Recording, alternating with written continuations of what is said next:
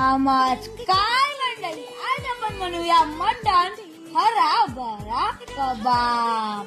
आता आपण ऍड केलाय बेसनचा पीठ. गरम मसाला टाकायला विसरायचा नाही. मटण ते कबाब थापून घ्यायचे. आता कबाबची तव्यावरती एंट्री होते आणि तवा म्हणतो आहे, स्वागत आहे महाराज.